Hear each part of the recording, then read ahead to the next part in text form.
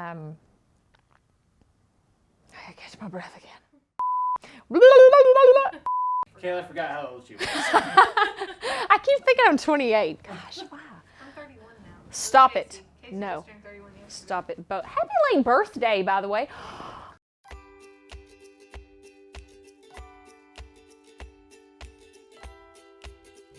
The hardest part about going vegan, hands down, cheese.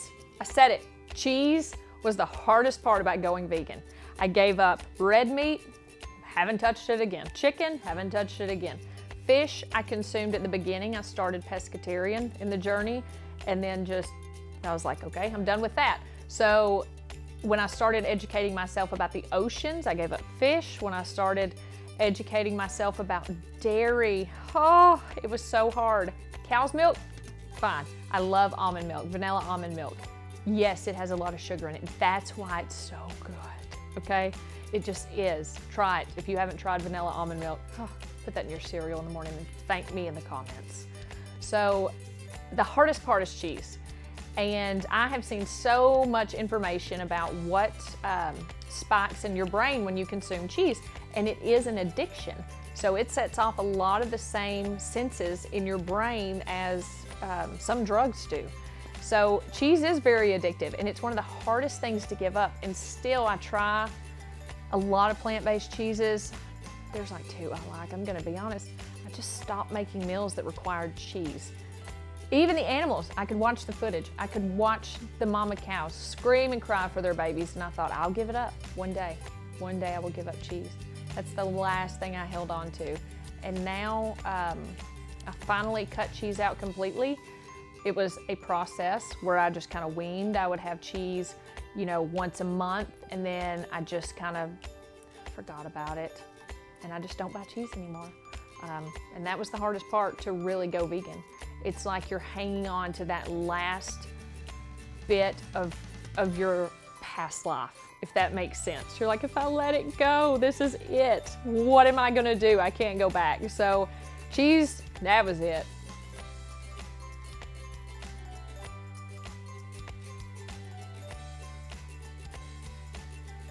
Tips for people who want to go vegan. Do your research. Absolutely do your research. Watch the documentaries, but research the documentaries. I spent a couple hundred hours the first year that I really wanted to go plant-based, that I went pescatarian and vegetarian, and I spent a lot of nights just watching documentaries, reading books. The China Study is a fantastic book to read. I just consumed anything I could get my hands on, because if I was going to do this and I was going to stand for this and I was going to change my complete lifestyle, I wanted it to be for something that I was truly passionate about, that I cared about, that I knew about. Don't think that you have to have the answers. If you go plant-based and people are like, well, it has estrogen in it. People do that, okay? People just do. You don't have to come at them. You don't have to memorize statistics. You don't have to do anything. You really don't have to answer anything from anybody. It's your life. One of the things that I just started telling people when they say, well, why don't you don't eat meat? Why don't you eat meat? I'd say, I don't eat animals. And they said, well, it's different when you say it like that. I'm like, no, it's the same thing. That's usually done. Don't get in debates with people. Don't. People who are trying to debate you about plant-based eating don't care. So I just say, as long as you're doing well in the plant-based lifestyle, as long as your body is healthy. I mentioned I got a blood test and everything was right in the middle where it needed to be. I mean, it was fantastic. As long as it's good for you, just don't worry about it. Just handle it with stride.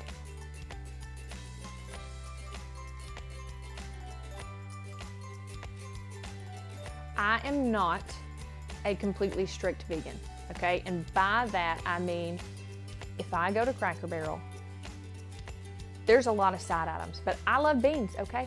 They put meat in their beans. I don't know why. Please stop, Cracker Barrel. If you see this, just stop that, okay? We don't want it. Some people do, but I don't. Please do it for me. Just do it for me. And if I go to Cracker Barrel and I order beans and there's a large chunk of ham in it, I just pick the ham out and give it to somebody else, okay? Somebody's gonna eat it. I don't think, and this is not a popular opinion, okay? I'm not a popular person, that's okay. But I don't think that because the Impossible Burger at Burger King was flipped on the same grill as beef, I'm gonna buy it anyway, because I wanna support those people that are putting this on the market. I wanna let them know that there is a demand regardless of the oil that it was cooked in. This is 2020, okay? You cannot remove it from everything. You can try your best, and I think trying your best and doing your best are the point. I have made astronomical changes in my life in the last few years, and I mean, I'm doing the best I can.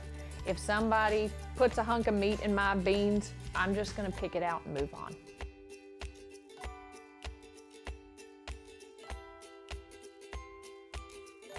The plant-based community, there's like two sides of it, okay? There are super insane people, and then there are very, very caring and compassionate people who want to see you do your best. I don't talk to those people, okay? There are people that just go, they're like you looked at a cow and you thought of a cheeseburger, you're not vegan. Okay, it's not realistic. We are humans, we all live in the same society, we breathe the same air. You know, you're breathing air that is contaminated with agricultural pollutions. Does that make you not vegan? You consume that air. I mean, that's not even an argument for me. There are those people, I don't know why, y'all stop it. Y'all just stop it. It's not necessary. But for the majority, the plant-based community, they just want to see you do your best. Really, and I've had so many people reach out and they just want to know, like, I want to feel better. I want to stop consuming this. And I always ask people, I'm like, could you kill it? Like, I couldn't kill the animal and then eat it. If I could, I would be a-okay eating meat. But like I said, I'm tender and I just can't do it. And most people understand that. And most people have been really understanding about my change, the people in my life, for instance. So for instance, my mom was one of the most accepting people. She would, if she was making beans, she would set me aside some before she added beef or anything to them. My family has been so accepting because I don't pressure them. I don't care what they eat. If they want to sit beside me and pluck the feathers from a chicken and eat it, that's their decision. This is mine. They respect me and I respect them, and I think as long as you keep people around you that do respect you and your decisions, you're gonna be fine. What's the question?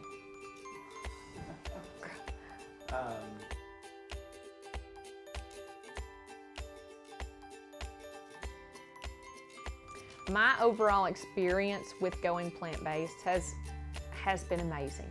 It is something that I think about when I wake up in the morning. It's something that I think about throughout my day.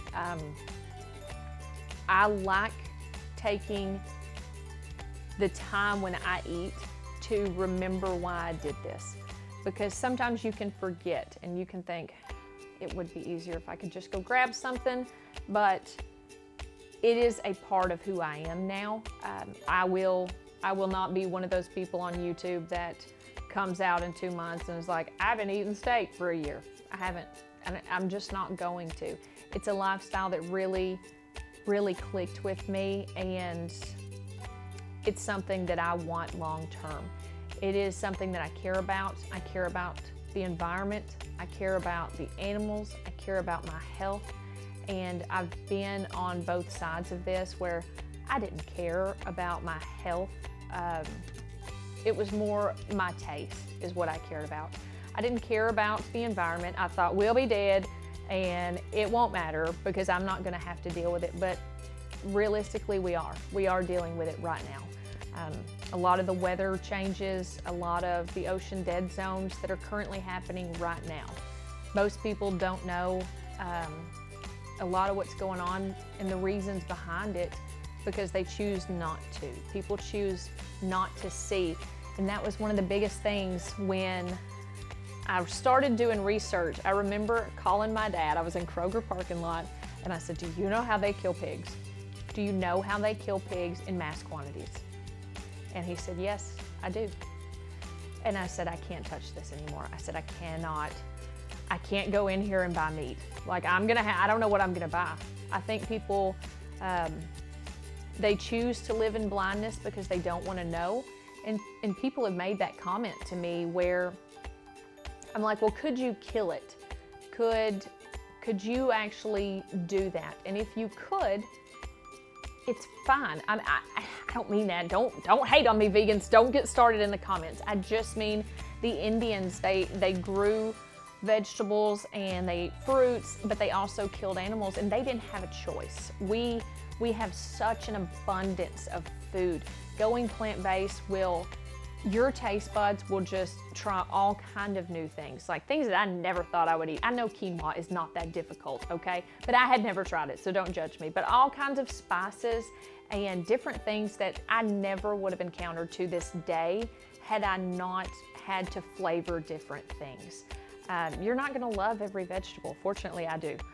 I can't think of one I don't like, but it's a process. It's a process that you just have to know your why. You have to really stick with it.